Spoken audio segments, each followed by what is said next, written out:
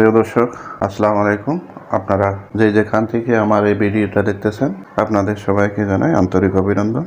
আজকে আমি আপনাদের সামনে নতুন একটা রান্না নিয়ে হাজির হলাম।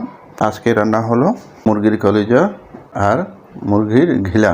এখানে প্রায় 1 কেজির মতো আমি মুরগির ঘিলা কলিজা নিয়েছি। আজকে আমি এই ঘিলা কলিজা ভুনা করব আলু দিয়ে। এগুলোকে পরিষ্কার করে কেটে নিব। তাহলে আমি শুরু করতেছি।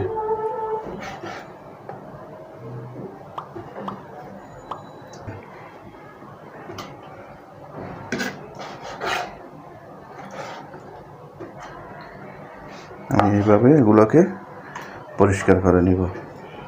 আমি এগুলোকে এভাবে কেটে পরিষ্কার করে নেব। গিলা কলিজাগুলো ছোটো করে কাটা হয়ে গেছে। আমি গিলা কলিজার সাথে 2-3 পিস মুরগির গলা অ্যাড করেছি। আমি এগুলো ছোটো ছোটো টুকরা করে কেটে নিচ্ছি।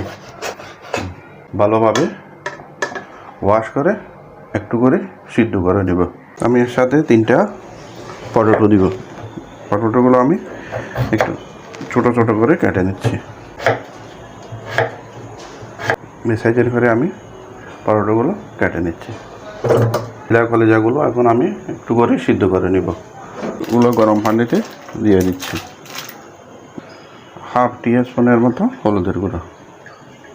এগুলো দিয়ে আমি সিদ্ধ করে নিব।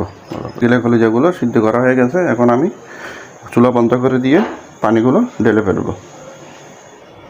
চুলার উপর প্যান বসায় দিয়েছি। আলুগুলো ফ্রাই করে নিব।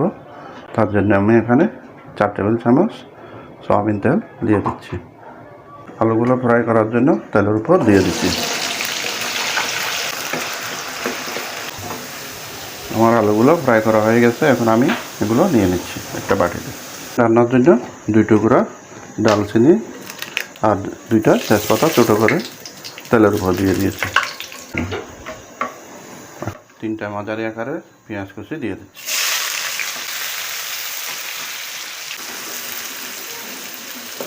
আমার পেঁয়াজগুলো ভাজা হয়ে গেছে। এখন আমি অ্যাড করে দিচ্ছি 1 টেবিল চামচ রসুন পেস্ট, আদা বাটা 1.5 টেবিল চামচ।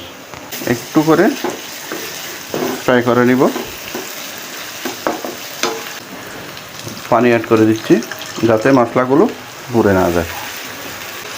ধনিয়া জিরার গুঁড়া 2 টেবিল চামচ, লাল মরিচের গুঁড়া 1.5 টেবিল চামচ, হলুদের গুঁড়া হাফ টেবিল স্পুন। আমি এখন মশলাগুলো ভালোভাবে কষিয়ে নেব। আমার মশলাগুলো কষানো হয়ে গেছে। দেখেন মশলার উপর তেলগুলো বেশি উঠছে। 2টা টমেটো কুচি মিডিয়াম সাইজের। আলুগুলো অ্যাড করে দিচ্ছি।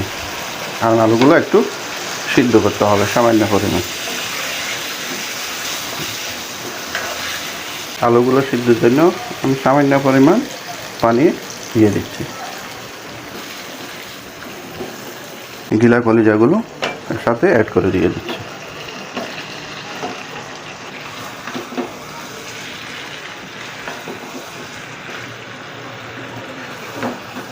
সাথে 1 গ্লাস পানি মিক্স করে দিচ্ছি।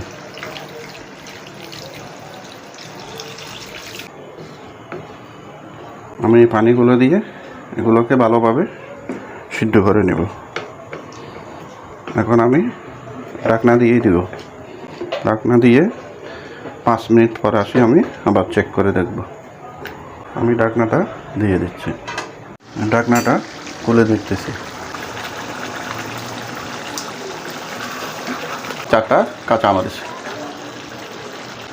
মাংসের মশলা অ্যাড করে দিচ্ছি হাফ টেবিল স্পুন।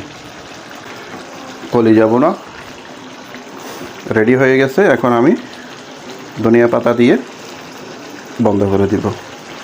3 টেবিল চামচ পরিমাণ ধনিয়া পাতা কুচি আমি অ্যাড করে দিচ্ছি। কলিজা ভুনা একদম রেডি হয়ে গেছে।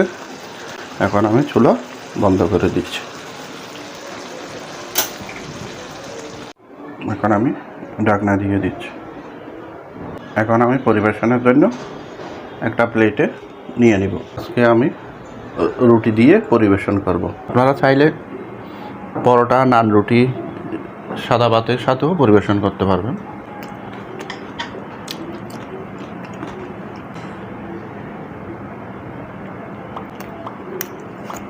ও